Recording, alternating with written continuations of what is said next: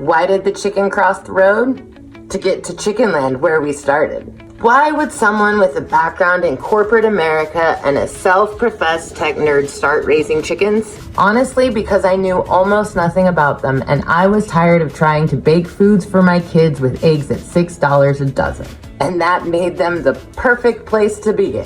When most people think about learning something new, they wait until they feel ready. They read another article, watch another video, buy another book. Eventually, they hope they'll know enough to finally begin. So in a moment of intuition and inspiration, I stopped at the feed store and left with 6 chicks, thus starting Chicken Land, Creative STEM's very first laboratory. As my kids and I worked together with those first few chicks, I saw a system come to life, a living system. One where we must keep the chicks alive as best we can despite it being football season. Engineering, the chicks must have a habitat where they are protected from all Utah things. Nutrition, the chickens must have food to eat. And oh my gosh, will I never eat or bake without fresh eggs ever again. Economics, but now I have an oversupply of eggs and daily routines all work together. If one part changed, everything else did too. That's what fascinates me. The chickens weren't the lesson, the system was. Every question led to another question. How warm should the brooder be? How much space do they need?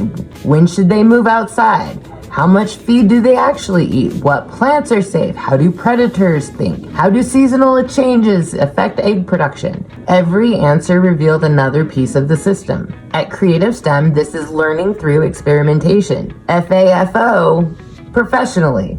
We start with a question, we research what we know, we apply it in the real world. We reflect on what happened, then we improve. Learn, apply, reflect to improve. The same process, just with feathers. Something else happened along the way. The documentation became just as valuable as the chickens. Pictures, notes, measurements, successes, seasonal observations. What worked for us, what didn't. What we needed to do differently for the next chicks or for the next football season. Because that's how knowledge grows. Not from pretending everything goes perfectly, but from honestly documenting the journey. Today, Chicken Land is still about chickens, but it's also about understanding living systems. It's about asking good questions, making observations, testing ideas, learning from experience, and sharing what we've discovered so someone else can begin with a little more confidence than we had. If you've ever thought, I've always wanted to try that, whether it's raising chickens, planting a garden, learning to bake, or tackling your first home improvement project, my encouragement is simple. Don't wait until you know everything. Start with one good question. Learn enough to begin safely, then let the system teach you the rest, because the best classroom is often real life. That's what Chicken Land is and always has been. Not a chicken channel, not a free source of eggs. They're not free.